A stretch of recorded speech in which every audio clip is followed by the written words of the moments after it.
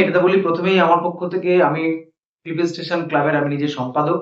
আমার যারা আমাদের সভ্যবৃন্দরা আছে তাদের ঐকান্তিক প্রচেষ্টায় আমরা 2003 সাল থেকে এই অর্গানাইজেশনটা আমরা চালাই। এখানে অনেক বড় বড় প্রোগ্রাম প্রতি বছর ইয়ারলি আমাদের দুটো করে প্রোগ্রাম ফিক্স থাকে। এই ধরনের প্রোগ্রামে এর আগে পশ্চিমবাংলার বিরোধী দলনেতা থাকাকালীন আমাদের সম্মানীয় শুভেন্দুদা তিনি দুবার এসেছেন। সেটা আগামী 23-এ আপনাদের মাধ্যমে বলতে চাই 23-এ মে সন্ধ্যা 7টা থেকে প্রায় শতাধিক মাধ্যমিক উচ্চ মাধ্যমিকের কৃতী সফল মেধাবী ছাত্রছাত্রীরা সেখানে সংবর্ধিত হবে এবং সেই সাথে সাথে যারা তাদের আশীর্বাদ করেছেন অর্থাৎ যে সমস্ত শিক্ষক শিক্ষিকা তাদেরকেও আমরা সেখানে সংবর্ধিত করবার জন্য আমন্ত্রণ জানাচ্ছি। সেই সঙ্গে কিছু ডক্টর কিছু ইঞ্জিনিয়ার যারা সমাজের সভ্যবৃন্দ কিছু মানুষ আছে তাদেরকেও আমরা সেখানে সম্মানিত করব এবং সর্বোপরি সব থেকে বড় পাওনা যিনি আমাদেরকে দিক রাস্তা দেখাচ্ছেন, যিনি আমার গুরুদেব, রাজনৈতিকভাবে তিনি আমার গুরুদেব আমি বলে স্বীকার করি সবসময়ের জন্য, সম্মানীয় আজকে বাংলার মুখ্যমন্ত্রী শুভেন্দু অধিকারী মহোদয়। তিনিও একটি শুভেচ্ছা বার্তা এই অনুষ্ঠানের জন্য ছাত্রছাত্রীদের উদ্দেশ্যে পাঠাবেন বলে তিনি ইতিমধ্যেই তিনি কথা দিয়েছেন।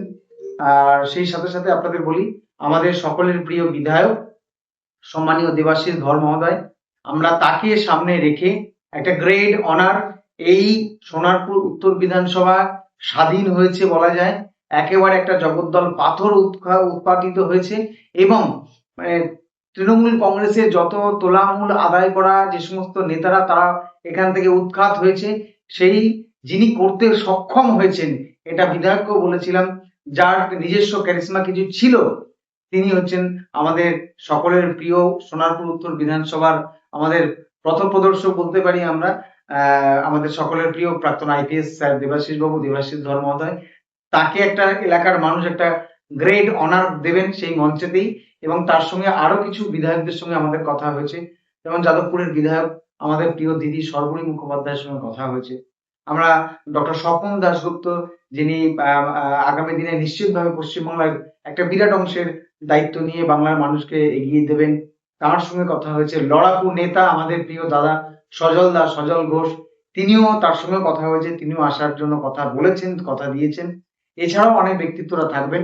আমি আমার পক্ষ থেকে সকলকে আপনাদের অভিনন্দন জানিয়ে বলি আসুন আপনারা অনুষ্ঠানে থাকুন, খুব ভালো লাগবে। আগামী দিনে আপনারা সবাই একসঙ্গে যেন হাতে হাত মিলিয়ে আমরা কাঁধে কাঁধ মিলিয়ে এই বাংলাকে সুন্দর সবুজ বাংলা, যে বাংলা রবীন্দ্রনাথের চিন্তাধারা ছিল, যে সংস্কৃতির পীঠস্থান ছিল, আজকালকার দিনে দাঁড়িয়ে সে বাংলা শেষ করেছে গত 34 বছর সিপিএম, তারপর 15 বছর তৃণমূল কংগ্রেস। এই সরকারটা আসুক, নতুন ভাবে সাজিয়ে তুলুক, বাংলার সংস্কৃতির পীঠস্থান আবার হোক, তার ছোট্ট একটা কেন্দ্র হোক রাধানগর কেন্দ্র স্টেশনের অটো স্ট্যান্ডের পাশে এই মহতি হোক।